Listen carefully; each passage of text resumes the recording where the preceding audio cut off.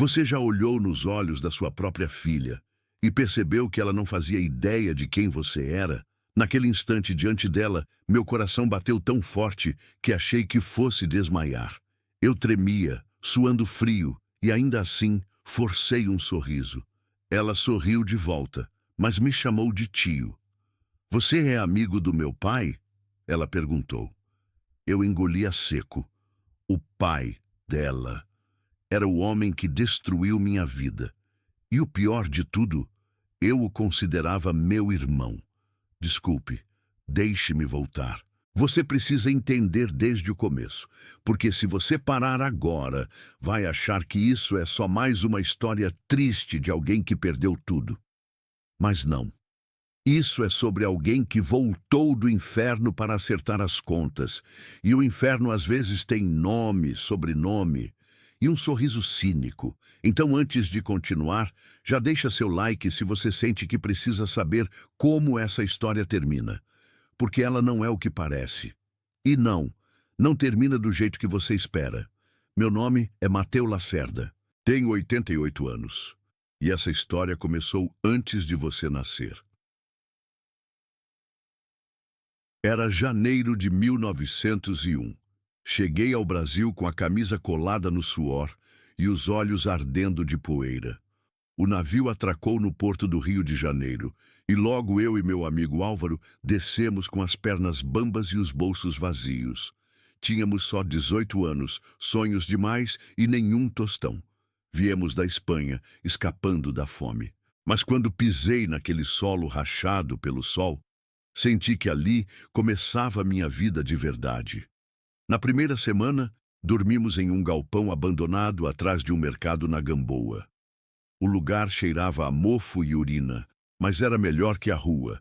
Nos revezávamos em turnos para não sermos roubados. Álvaro era o único rosto conhecido que eu tinha no mundo, e naquele tempo eu teria morrido por ele sem pestanejar. Nos empregamos como ajudantes nas obras da estrada de ferro central.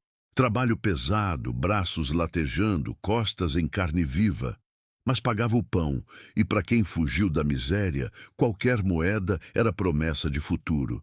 Foi numa dessas madrugadas, entre trilhos enferrujados e gritos de operários, que conheci Clarice. Ela trazia café para os trabalhadores, uma gentileza do colégio onde ensinava. Os olhos dela brilhavam com um tipo de luz que eu só tinha visto no céu de Zaragoza antes da guerra. Em poucos meses, eu estava apaixonado. E por algum milagre, ela também se encantou por mim. Nos casamos com simplicidade e adivinha quem foi o padrinho? Álvaro, claro. Ele fez o brinde mais bonito da noite e me abraçou tão forte que meus olhos se encheram d'água.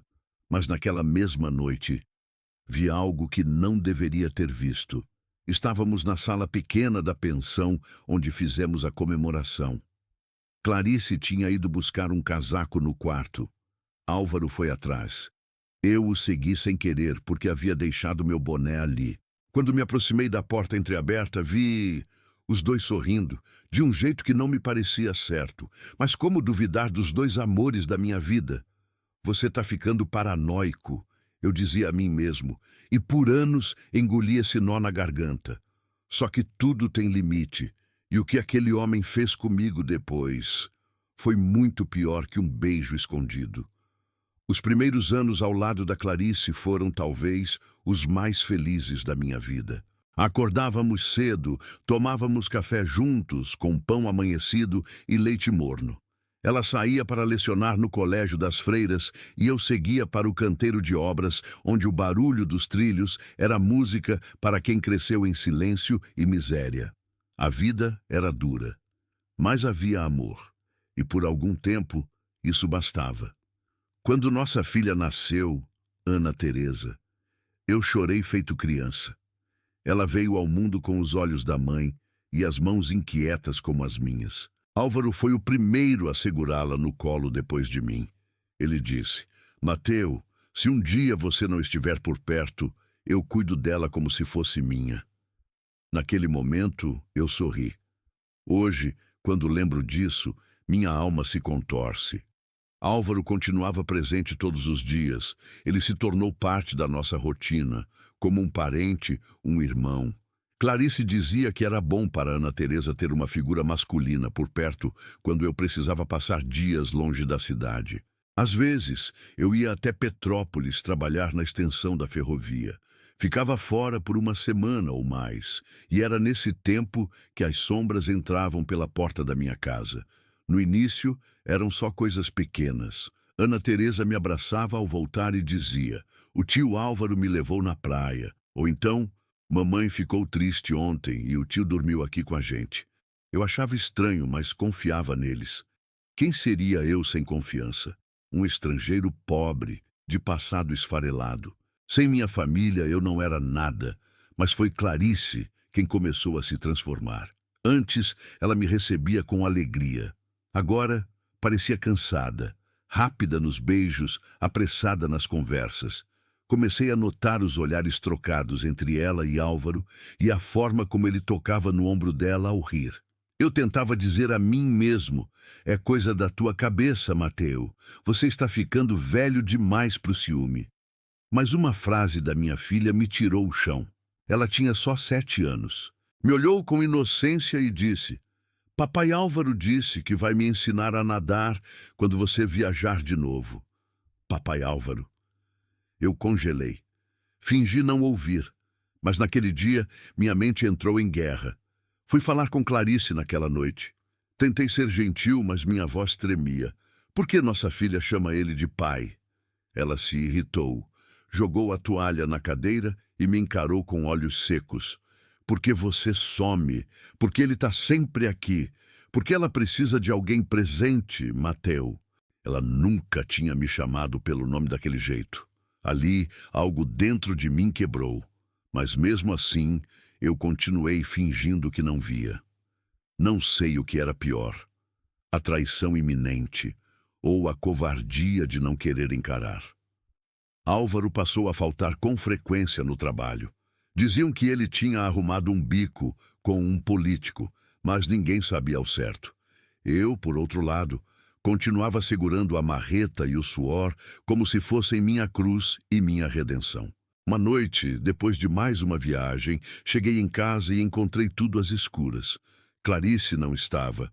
Ana Teresa dormia sozinha. Álvaro havia deixado uma garrafa de vinho sobre a mesa, com uma taça usada e outra ainda cheia, e naquela hora eu soube. Não precisava ver mais nada, mas eu vi. Na semana seguinte vi, com meus próprios olhos. E é por isso que você precisa continuar assistindo até o fim, porque o que ele fez comigo depois disso foi pior do que qualquer traição conjugal. Foi um roubo lento, sujo e silencioso, que destruiu não só a minha vida, mas a minha identidade. Lembro exatamente do som da maçaneta quando girei a chave. Era uma quinta-feira abafada. Tinha voltado um dia antes do previsto. O céu estava carregado e meu corpo exausto. Tudo o que eu queria era o cheiro da Clarice, o sorriso da Ana e um banho quente. Mas encontrei silêncio. E a porta entreaberta do quarto. Tirei as botas em silêncio. Caminhei até o corredor, tateando a parede. O coração batia descompassado e um gosto metálico se formava na minha boca. Foi então que ouvi o riso abafado. Baixo, íntimo, como se o riso tivesse sido guardado só para eles. Quando me aproximei, vi a sombra dos dois refletida na parede pela luz da lamparina. Ela estava sentada na cama. Ele, sem camisa, se inclinava sobre ela. Por um segundo pensei em gritar. Por outro, em correr. Mas não fiz nada. Fiquei ali, preso no chão, como se meus pés tivessem sido cimentados. Assisti a cena com os olhos de um homem sendo enterrado vivo. Quando finalmente entrei, Álvaro nem se moveu. Apenas me olhou e disse com a calma de um verdugo: "Você voltou cedo." Clarice cobriu o corpo com o lençol, mas sem desespero. Ela não pediu desculpas, não chorou, não implorou perdão, apenas disse: "Acho que agora você entende." Eu não entendi, não conseguia entender. "Por quanto tempo?" perguntei, com a garganta trincada. Álvaro respondeu sorrindo: "Desde sempre." Saí de casa em silêncio, como um cachorro expulso. As pernas tremiam, o ar me faltava, e tudo o que me vinha na mente era: onde foi que eu perdi minha própria história? Nos dias seguintes, tentei conversar com Clarice. Pedi que pensasse na Ana, que me deixasse ficar próximo da filha. Mas ela não quis. Disse que era melhor eu seguir minha vida. Tentei buscar ajuda, até um advogado. Mas que justiça existe para um imigrante sem terra, sem sobrenome e sem ninguém? Ela entrou com um pedido no cartório dizendo que eu havia abandonado o lar.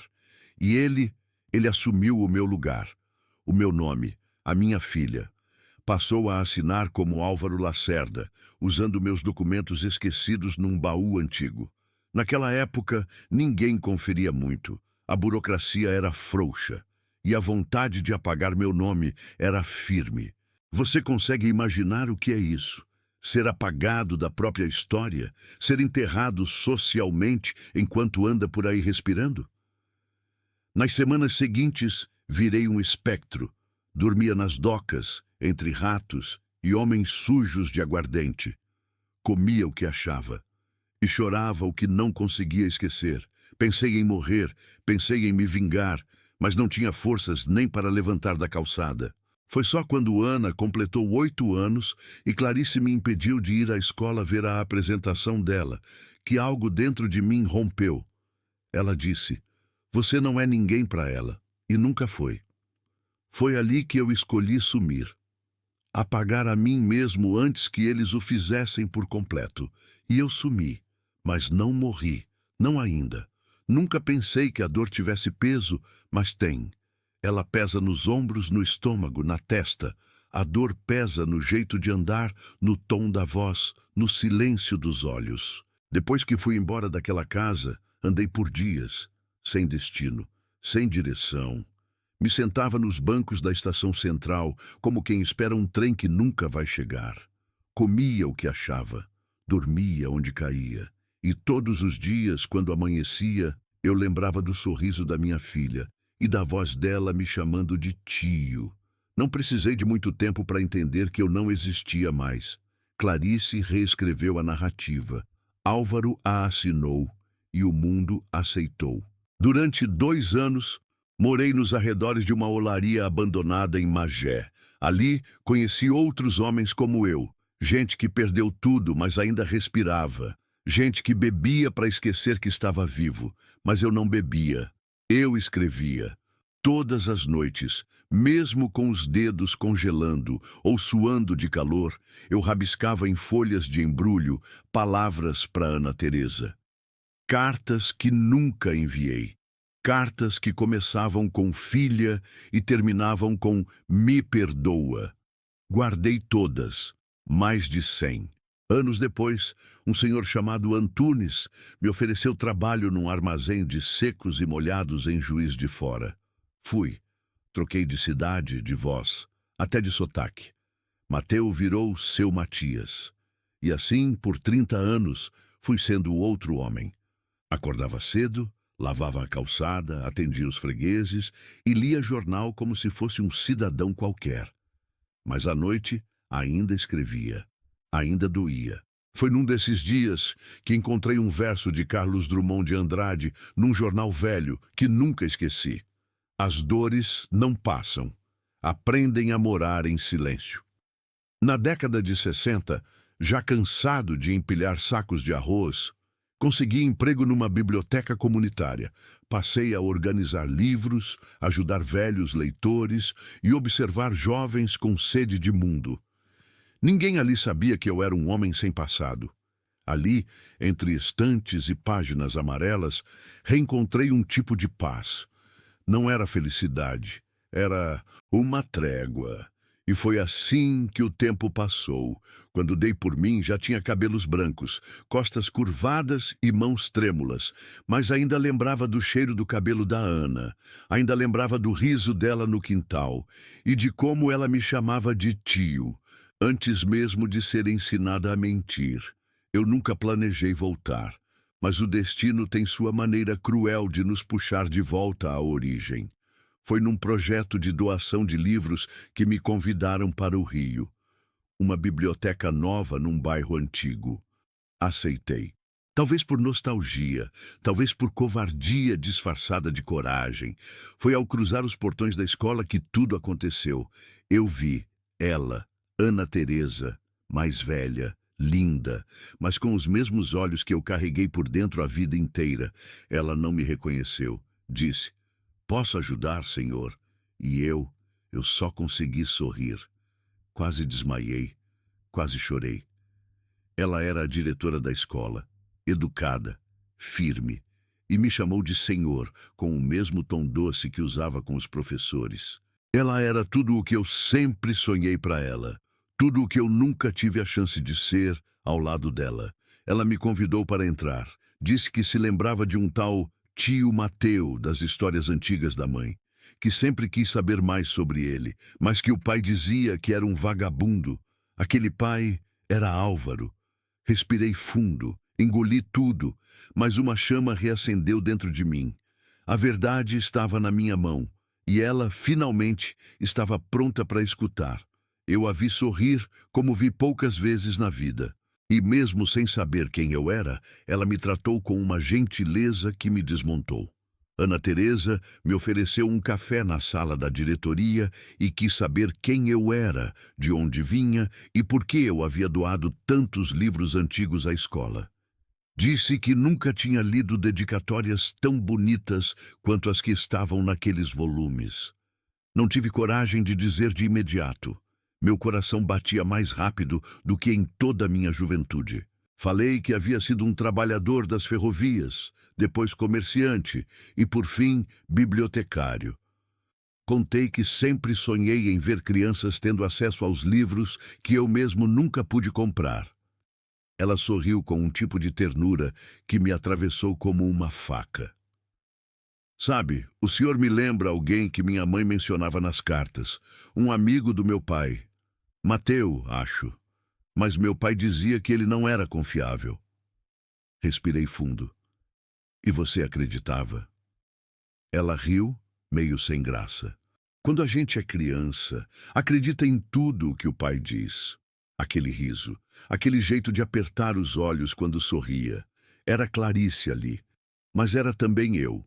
Pedi licença, tirei do casaco um maço envelhecido de cartas, amareladas, marcadas pelo tempo, mas intactas. Isso aqui era para você. Ela me olhou sem entender. São cartas que escrevi por mais de 30 anos. Nunca enviei. Nunca soube para onde. Nem se devia. Mas são suas. Ana pegou o maço com mãos trêmulas. Abriu a primeira. Leu em silêncio por alguns minutos. As lágrimas vieram devagar. Não de dor, de algo mais profundo. De ausência reconhecida. Ela me olhou nos olhos, longamente, e pela primeira vez não me chamou de senhor. O senhor é meu pai, não é? Eu não respondi com palavras. Apenas assenti com os olhos marejados, e foi o suficiente. Nos dias que se seguiram, ela me convidou para voltar. Tomávamos chá sob uma árvore no pátio da escola. Ela lia uma carta por dia. Cada uma era um pedaço da infância que lhe foi arrancada. Certa tarde, ela me perguntou por que nunca fui atrás dela de verdade. Eu respondi: porque tudo o que eu era me foi arrancado, até o direito de lutar, mas nunca deixei de escrever. E escrever, às vezes, era a única forma que eu tinha de respirar. Foi então que ela me contou que Álvaro estava vivo, velho, quase cego, internado numa casa de repouso no bairro de Santa Teresa. Ele não fala muito, às vezes nem me reconhece, mas... Você quer vê-lo? A pergunta pairou no ar como faca prestes a cair.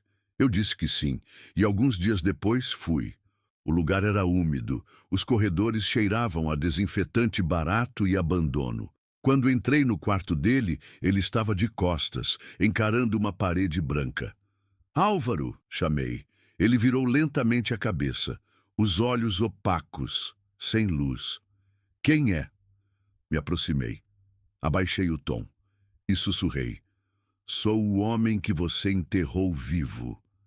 Ele estremeceu, um tremor quase imperceptível. Mas sei que me reconheceu, não gritou, não pediu perdão, apenas murmurou: Você voltou. Sim, mas não para te fazer mal. Vim só para dizer que a Ana sabe de tudo, que ela lê minhas cartas todos os dias, que agora, quando ela sonha com o pai, é comigo que ela sonha. Ele se calou. E o melhor de tudo, Álvaro, continuei, ela vai passar os teus últimos dias olhando para ti, sabendo quem você realmente é. Deixei o quarto sem olhar para trás. Não precisei. A vingança mais cruel é o silêncio. Se você sentiu a força desse reencontro e o peso do que não foi dito, então deixa o seu like agora. Isso mostra para mim que você quer mais histórias como essa. E principalmente que ainda existem pessoas que se importam com verdades, que o tempo quase matou. Não voltei mais àquele asilo, não por desprezo, mas porque já tinha dito tudo. E naquele silêncio entre eu e Álvaro, deixei mais peso do que qualquer grito poderia carregar. Ana passou a me visitar todo fim de semana. Trazia biscoitos, livros e sorrisos. Às vezes, vinha acompanhada dos filhos. Eles me chamavam de vô sem entender a história toda. E, sinceramente, nem precisava. A vida já os acolhia melhor do que acolheu a mim. No Natal daquele ano, ela me deu um presente embrulhado com capricho, um caderno novo, de capa dura. Na primeira página escreveu: Agora que me encontrou, escreva como se o mundo estivesse ouvindo. Com amor, sua filha, Ana. Nunca mais escrevi cartas que não fossem entregues, mas confesso, às vezes ainda sonho com o passado. Com Clarice me esperando na porta, com Ana me chamando de pai sem medo, com um tempo que não existiu, mas que meu coração teimava em inventar. Se eu me arrependo? De muita coisa, de ter sido cego, de ter silenciado quando devia lutar, de ter deixado o medo me calar, mas também me orgulho de ter esperado o tempo certo, de ter sobrevivido quando todos queriam me ver apagado, de ter escrito a minha história com a tinta da ausência, mas sem rasurar a verdade. Hoje, ao olhar para o espelho, vejo um velho de olhos fundos, mas quando olho para os olhos da Ana, vejo meu reflexo completo. Ela é minha história viva. E só por isso, eu venci.